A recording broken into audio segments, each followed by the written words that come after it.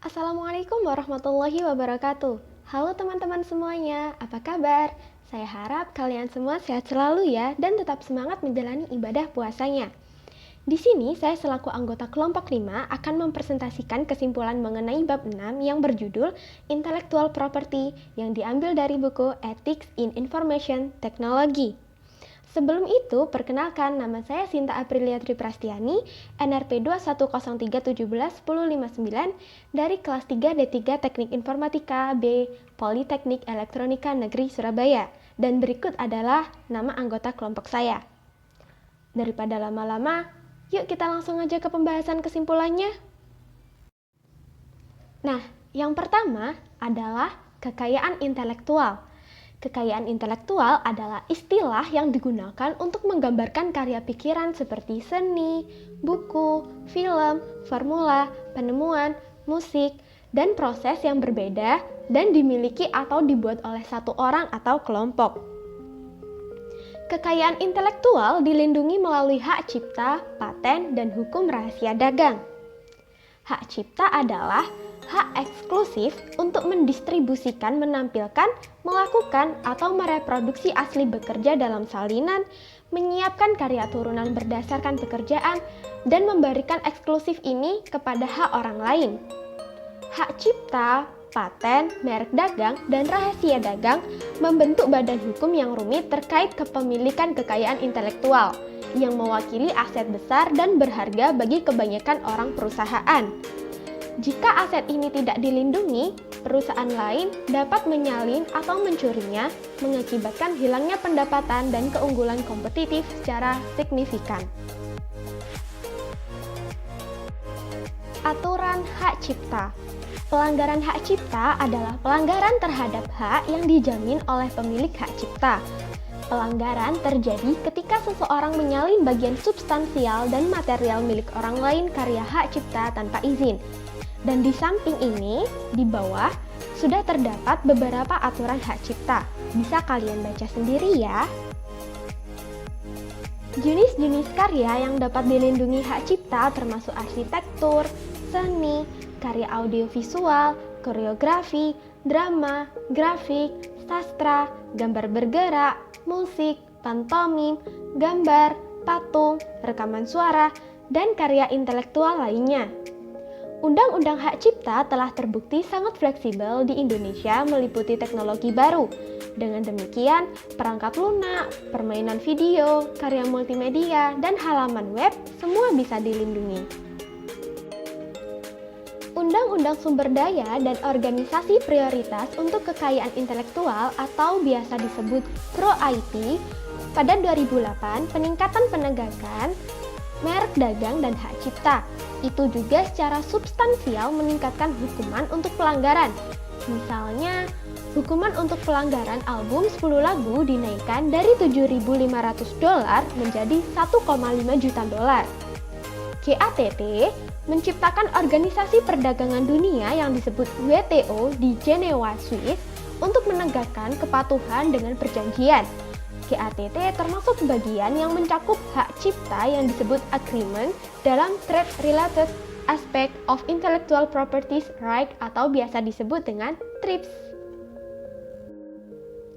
WTO adalah organisasi global yang berurusan dengan aturan perdagangan internasional berdasarkan perjanjian WTO yang dinegosiasikan dan ditandatangani oleh perwakilan perdagangan dunia negara. Tujuan dari WTO adalah untuk membantu produsen barang dan jasa, eksportir, dan importir dalam menjalankan bisnisnya.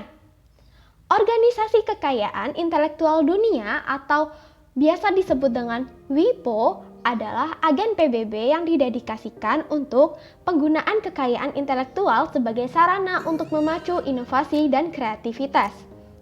Digital Millennium Copyright Act atau biasa disebut dengan DMCA yang ditandatangani menjadi undang-undang pada tahun 1998 mengimplementasikan dua perjanjian WIPO di Amerika Serikat. Selanjutnya kita akan membahas tentang paten. Paten adalah pemberian hak properti yang dikeluarkan oleh kantor paten dan merek dagang Amerika Serikat untuk penemu yang memungkinkan pemiliknya untuk mencegah publik dari membuat, menggunakan, atau menjual penemuan yang dilindungi dan memungkinkan tindakan hukum terhadap pelanggar. Paten mencegah penyalinan seperti pembuatan secara independen. Agar suatu penemuan memenuhi syarat untuk suatu paten, penemuan tersebut harus masuk ke dalam salah satu dari 3 kelas hukum dari barang yang dapat dipatenkan, bermanfaat, baru, dan itu tidak harus jelas untuk seseorang yang memiliki keterampilan biasa di bidang yang sama.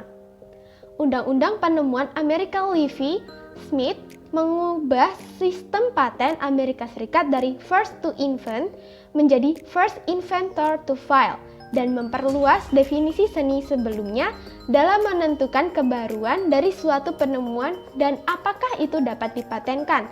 Undang-undang membuatnya lebih sulit mendapatkan paten di Amerika Serikat. Paten tidak seperti hak cipta. Paten mencegah pembuatan independen serta menyalin.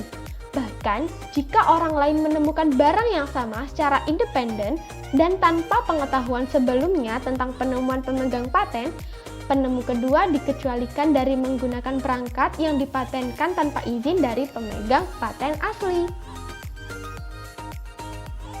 Untuk memenuhi syarat sebagai rahasia dagang, informasi harus memiliki nilai ekonomi dan tidak harus siap untuk bisa dipastikan. Selain itu, pemilik rahasia dagang harus mengambil langkah-langkah untuk mempertahankannya kerahasiaan. Hukum rahasia dagang tidak mencegah seseorang menggunakan ide yang sama jika itu benar dikembangkan secara mandiri atau dari menganalisis produk akhir untuk mencari tahu rahasia dagang di belakangnya. Undang-undang rahasia dagang memiliki 3 keunggulan utama dibandingkan penggunaan paten dan hak cipta dalam melindungi perusahaan dari kehilangan kendali atas kekayaan intelektual mereka. Yang pertama, tidak ada batasan waktu dalam melindungi rahasia dagang, tidak seperti paten dan hak cipta. Tidak perlu mengajukan aplikasi atau mengungkapkan rahasia dagang kepada pihak luar untuk mendapatkan perlindungan. Dan yang terakhir, tidak ada resiko rahasia dagang ditemukan tidak valid di pengadilan. Plagiarisme adalah tindakan mencuri ide atau kata-kata seseorang dan menyatakannya sebagai ide seseorang sendiri. Sistem deteksi plagiarisme memungkinkan orang untuk memeriksa keaslian dokumen dan naskah. Selanjutnya kita akan membahas reverse engineering. Reverse engineering adalah proses memecah sesuatu untuk memahaminya, membuat salinan, atau meningkatkan. Reverse engineering pada awalnya diterapkan ke perangkat keras, tetapi sekarang umum diterapkan pada perangkat lunak. Dalam beberapa situasi, reverse engineering mungkin dianggap tidak etis karena memungkinkan akses ke informasi yang mungkin dilindungi atau diklasifikasikan oleh organisasi lain sebagai rahasia dagang. Open source code atau bisa diterjemahkan sebagai kode sumber terbuka mengacu pada program apapun yang kode sumbernya tersedia untuk digunakan atau memodifikasi sesuai keinginan pengguna atau pengembang lain. Dasar pemikiran di balik open source code adalah ketika banyak programmer dapat membaca, mendistribusikan, dan memodifikasinya, software akan lebih baik.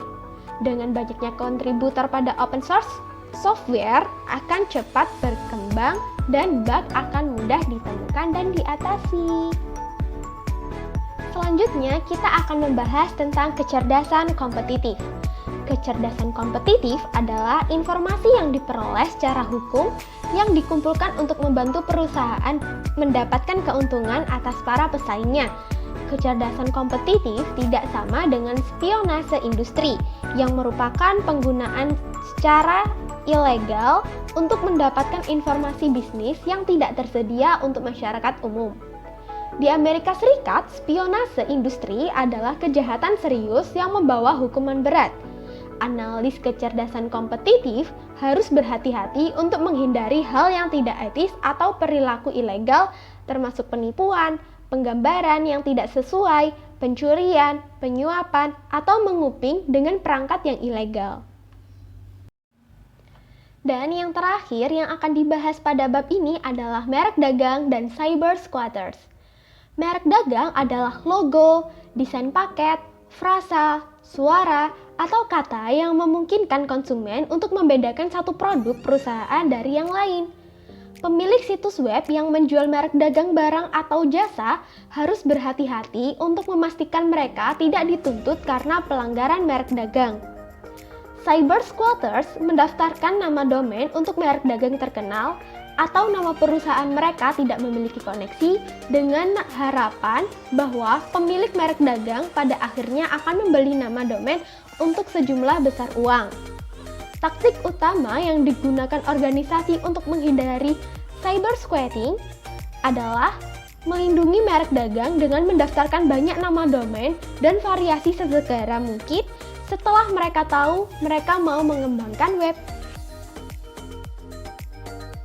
Nah, demikian kesimpulan yang bisa saya jelaskan mengenai bab intellectual property.